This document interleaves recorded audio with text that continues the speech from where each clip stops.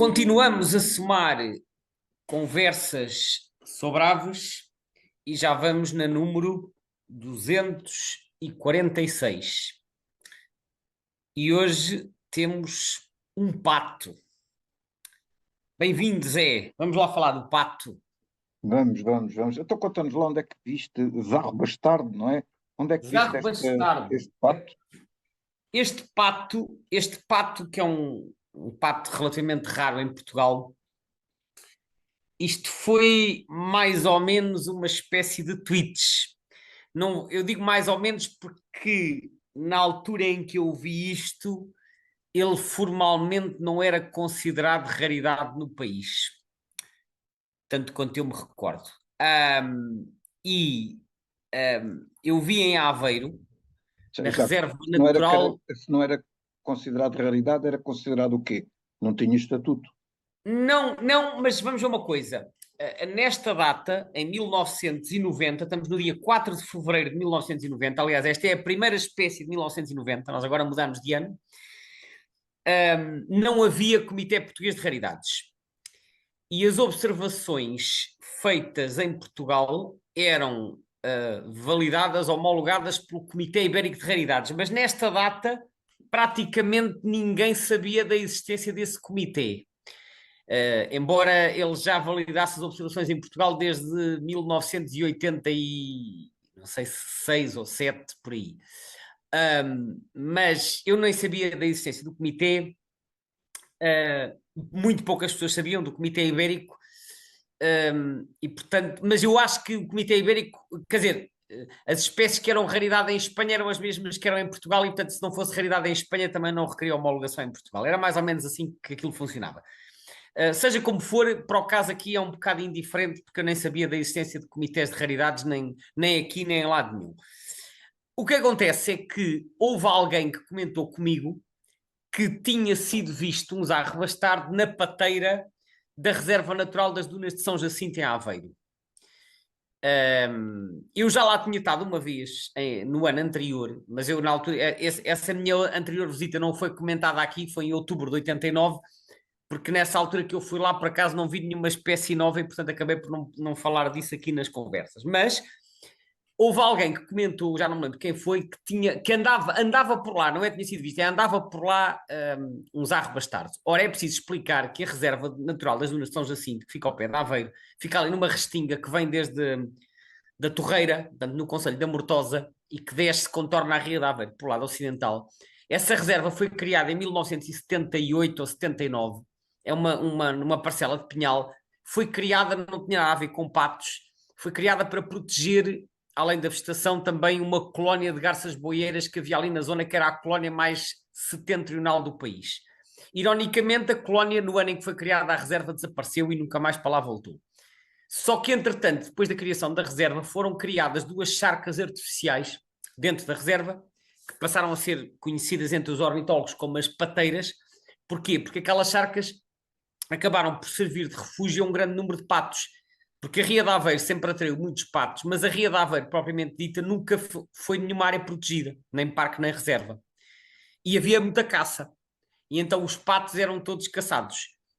E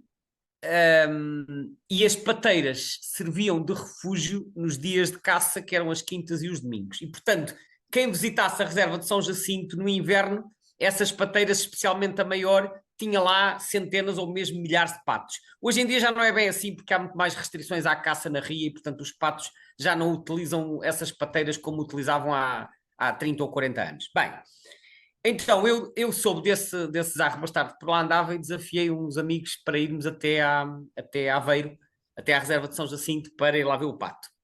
Logo, por azar, fomos num domingo. Domingo era dia de caça. E como as pateiras eram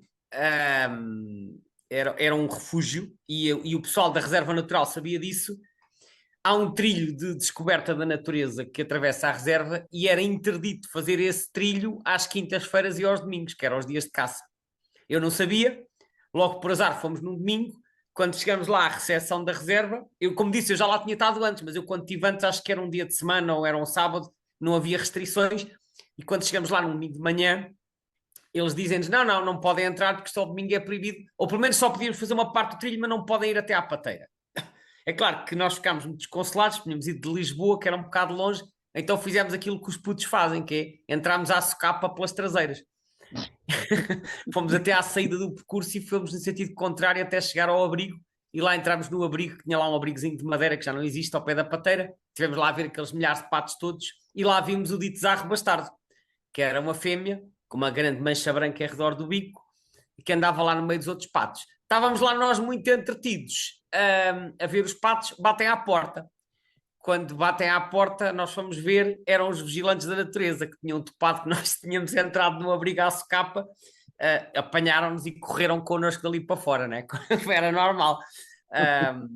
Mas pronto, pelo menos conseguimos ver o pato. E depois de brinde ainda passaram por cima 4 colhereiros que eu só tinha visto uma vez na Áustria. Os colhereiros nessa altura eram bastante raros em Portugal, eram muito escassos. E foi a minha primeira observação em Portugal também nessa ocasião, foi assim uma surpresa. Pronto, depois lá saímos da reserva, expulsos pelos vigilantes, mas pelo menos de barriga cheia, porque tínhamos visto o pato. E pá, e depois o resto do dia já não me lembro, andámos para ali a ver aves noutros sítios quaisquer da Ria. Mas o pato já cá cantava, não é? O pato já cá cantava, exatamente. Ora, só queria dizer mais uma coisa.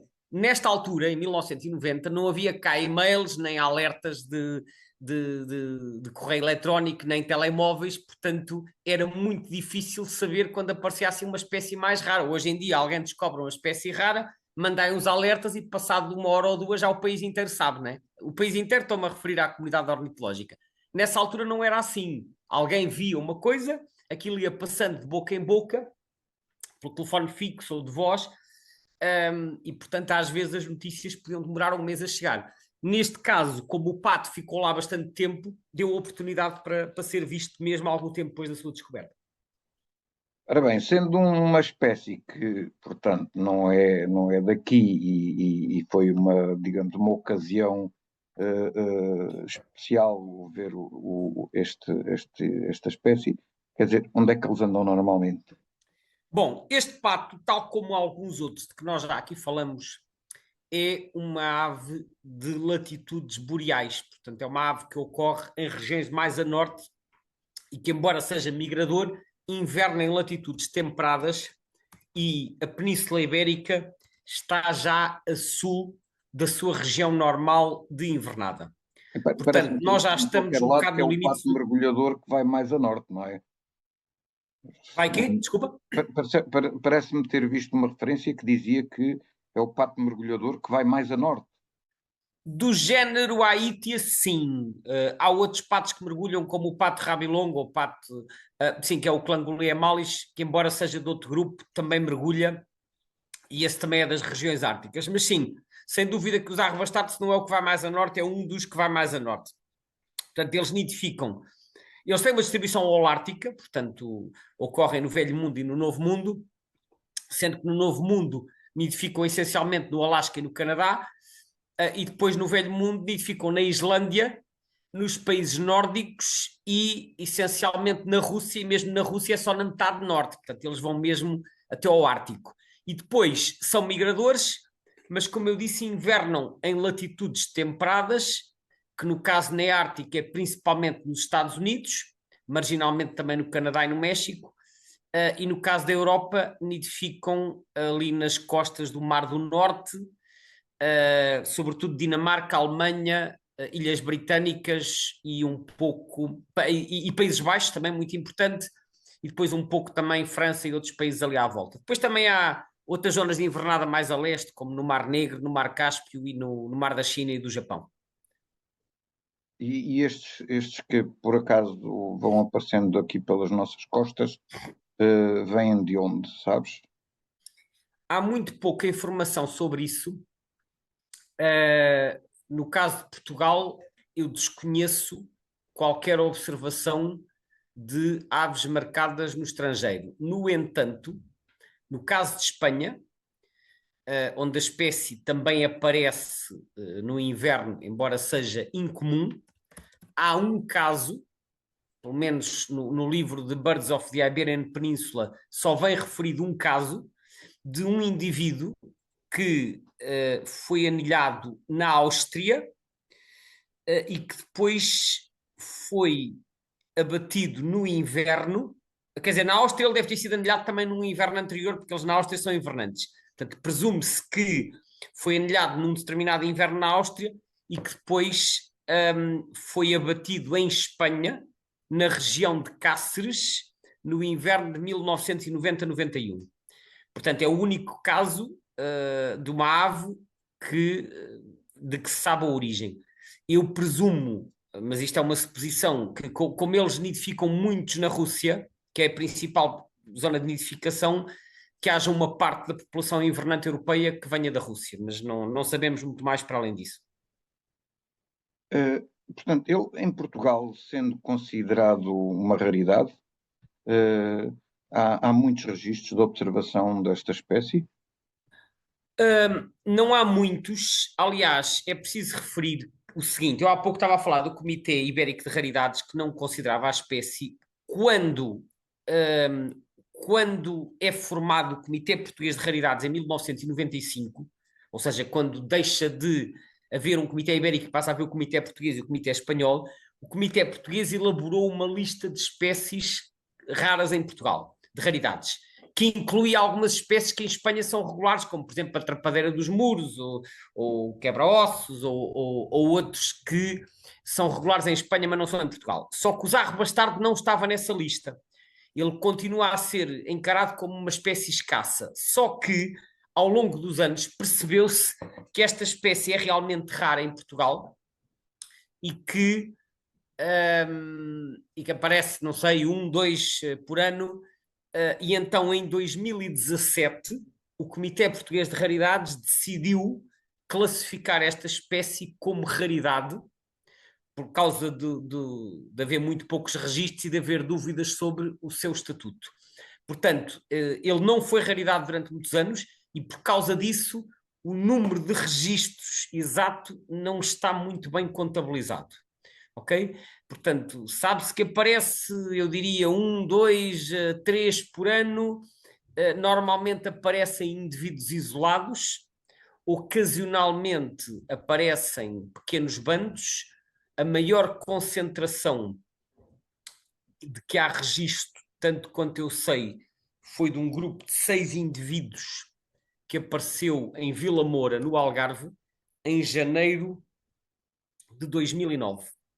E alguns, pelo menos 2 destes, até terão ficado até março. Portanto, mais uma vez, estes patos invernantes às vezes ficam bastante tempo, isto acontece também com outras espécies, mas este registro de 6 foi uma exceção. Portanto, a maioria das observações envolvem indivíduos isolados, ocasionalmente pequenos grupos de 2, 3. A maioria dos registros também teve lugar entre outubro e fevereiro, embora pontualmente haja alguns que ficam também para a primavera.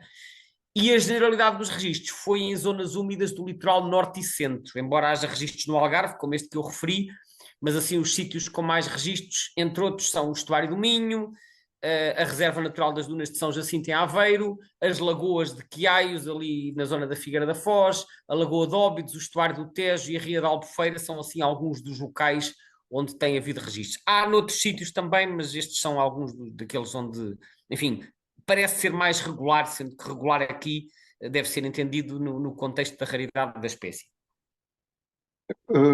É que, por acaso, no portal avesportugal.info, normalmente nas raridades, costumas ter lá uma listagem das observações, e para este não tens. E eu fiquei a pensar na altura se haveria algum problema, porque parece que é um aspecto, digamos assim, a considerar que não é desprezável, da extrema semelhança entre este zarro e o zarro americano, que possa levar a dar aso a problemas de identificação.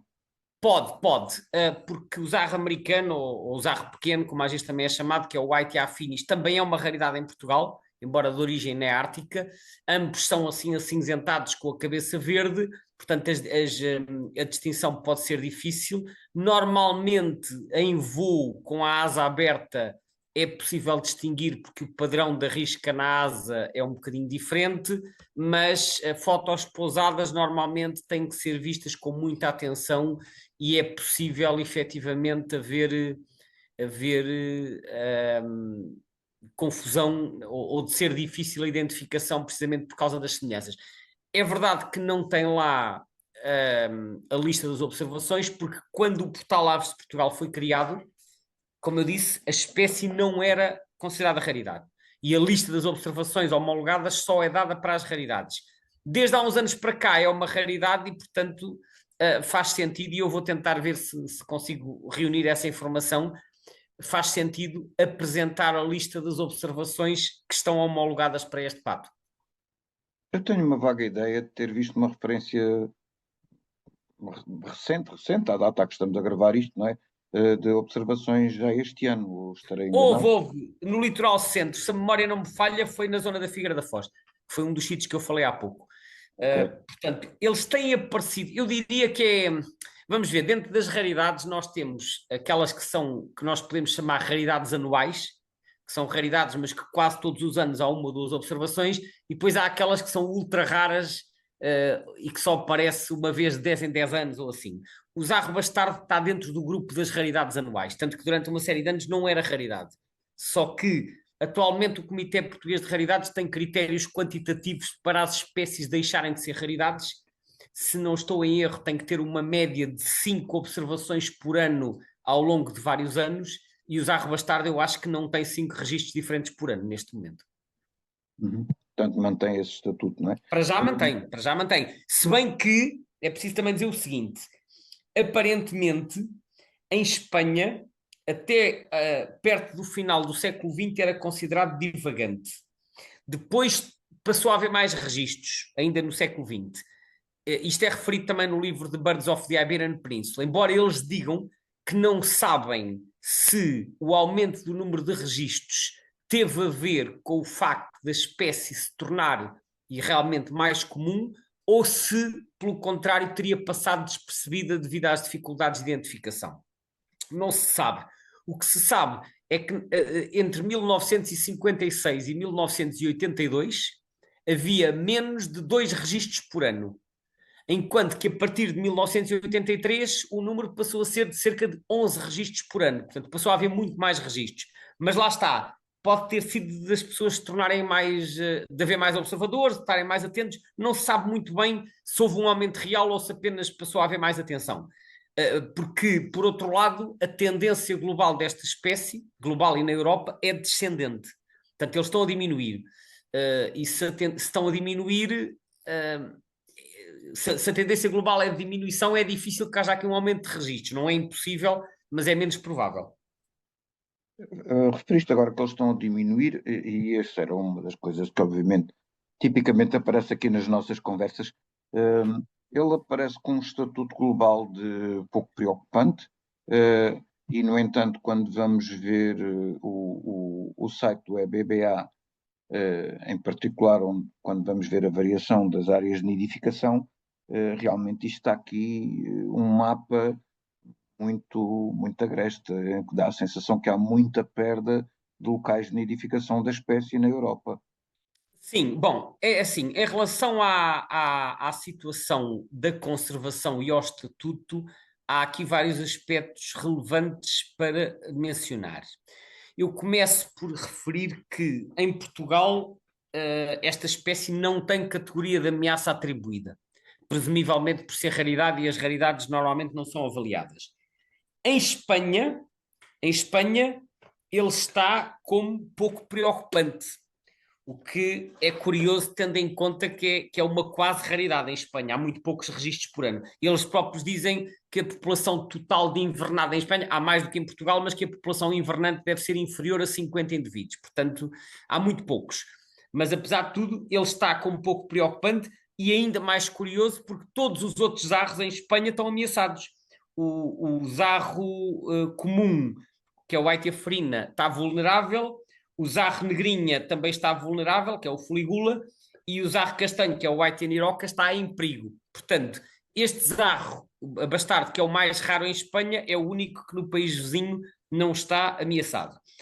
Agora, a nível global, como disseste, está como pouco preocupante, mas é preciso dizer que a nível europeu a situação é diferente.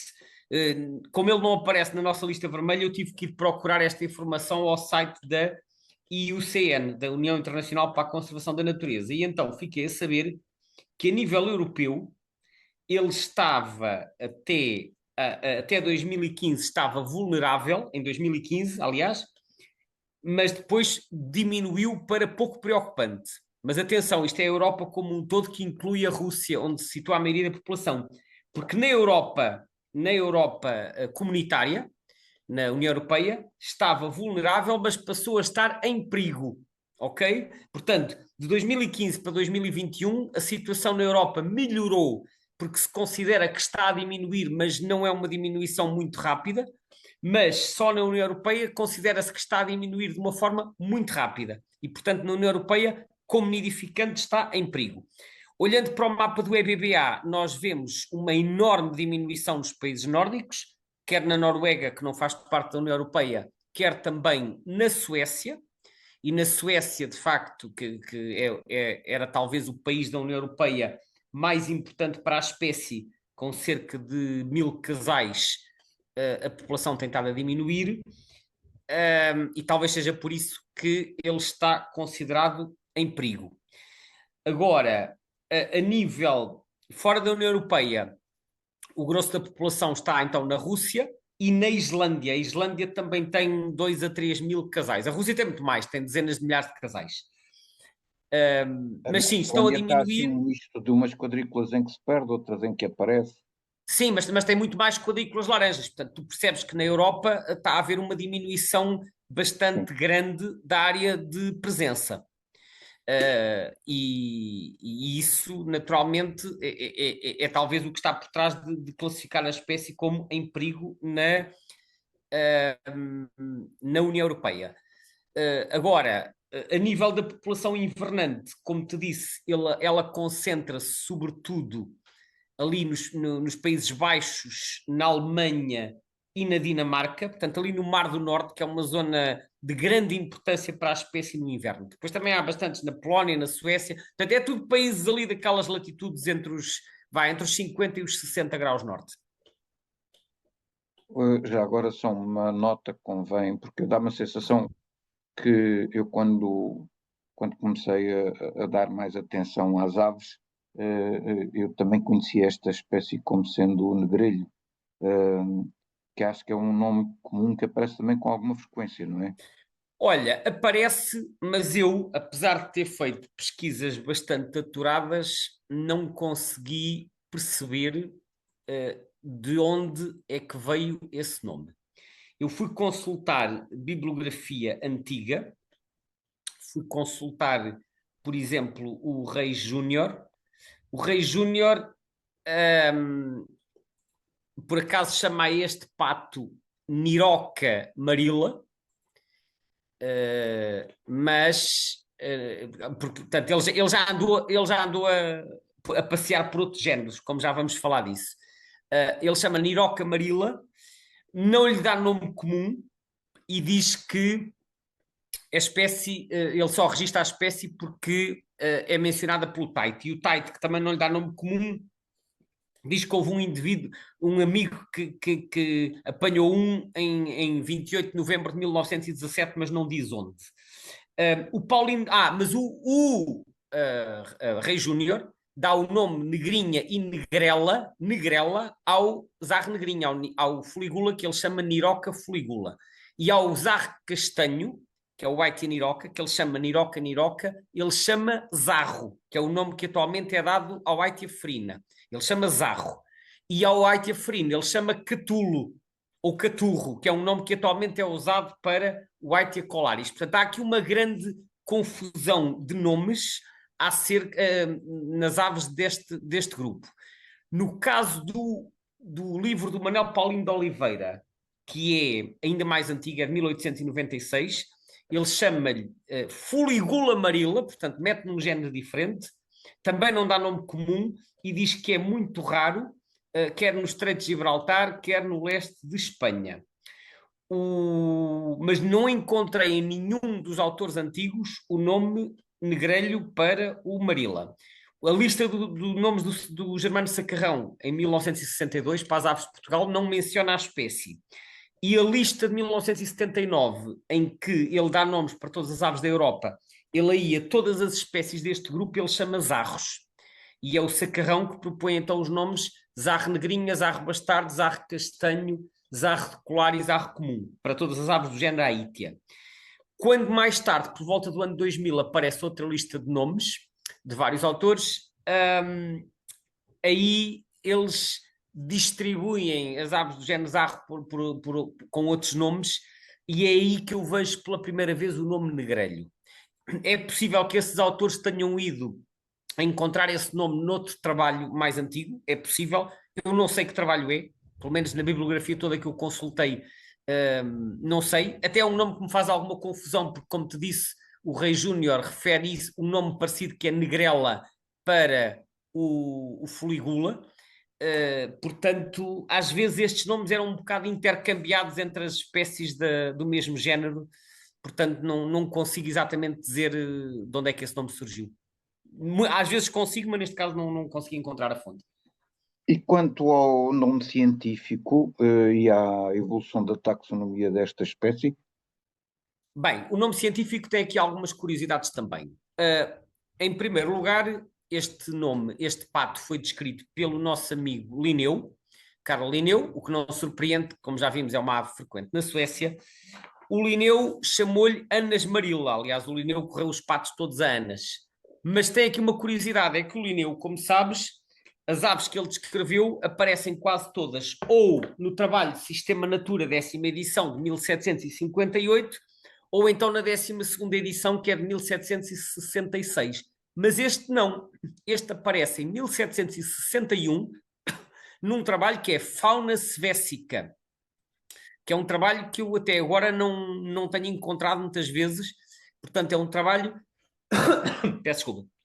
É um trabalho que ele terá realizado aqui pelo meio, e em que ele descreve algumas espécies novas, e o local de captura terá sido na Lapónia. Portanto, ele, enfim, imagino, o Linneu terá feito talvez uma expedição à Lapónia, ou então alguém lhe arranjou os animais, e ele neste trabalho de 1761 descreve como Anas Marila. Depois, mais tarde, em 1822, há um naturalista alemão, que é o Friedrich Boy, que propõe o género Aítia.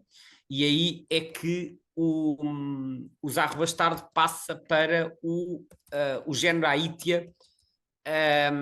Entretanto, como já vimos nos trabalhos de outros autores, andou a passear pelo género Fuligula e pelo género Niroca, mas mais tarde acabou por regressar ao género Aítia, certamente ao abrigo da regra da prioridade, que foi o primeiro género fora do género Anas em que ele foi classificado.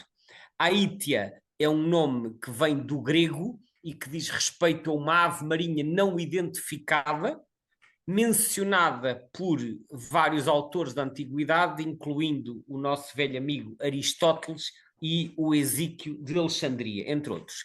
Quanto ao Marila, Marila também é um nome curioso, vem do grego marilé, e significa brasas de carvão ou pó de carvão. Ora, portanto, cinzas, né? Aquelas cinzas. Eu depreendo, embora isto não esteja explicado, eu depreendo que a escolha deste termo tenha a ver com a coloração cinzenta do dorso do macho. Cinzenta que às vezes é assim um bocadinho vermiculado por cima, portanto poderá ter sido essa a lógica do Linneu, mas é uma suposição minha, de ir buscar esse termo grego marilé, que significa então as cinzas, portanto, as cinzas que restam do carvão queimado. É este então o significado do nome científico. Se não me engano, há duas subespécies desta espécie, não é? Essa é outra curiosidade, é que ele tem duas subespécies, efetivamente. Portanto, eu já referi que é uma espécie de distribuição holártica, tem uma população no Velho Mundo que ocorre na Islândia, nos países nórdicos e na Rússia, e depois tem a subespécie americana, que ocorre no Canadá e no Alasca. E portanto, a nossa subespécie europeia é o Aetia marila marila, e a americana tem aqui esta curiosidade, chama-se Aetia marila neártica. Ora, neártico é um termo, como nós sabemos, que é usado para designar a região biogeográfica da América do Norte. Eu acho que é a primeira vez que encontrei este termo num nome científico. Neártica, Haiti amarela neártica. Ora, neártica, o que é isto? É um termo de latim moderno, e o latim moderno é um latim já depois de 1600, portanto, se quiseres, são termos quase neolatinos, que foram cunhados numa altura em que o latim já não era falado, e neárticos refere-se à América do Norte e deriva, é uma palavra composta que deriva do grego, em que neos significa novo e árticos significa do Ártico, do Norte. Portanto, neártico significa o novo Ártico, que é uma referência à região boreal do Novo Mundo, que é como quem diz a América do Norte. Só que é curioso o facto disto aparecer aqui no nome científico, que não é nada habitual ver um nome científico de uma subespécie, então, Haiti amarela neártica. Ok, Gonçalo, vamos ficar por aqui e terminar a nossa conversa sobre o Zarro Bastardo. Queres deixar aqui só rapidamente alguma dica para a próxima conversa? Sim, a próxima conversa nós vamos falar de uma ave razoavelmente comum, nidificante, residente em Portugal, que ainda não passou por estas conversas, é um passeriforme. E mais não digo, na próxima conversa vamos revelar qual é. Obrigado a Obrigado, até todos, à próxima então. até breve.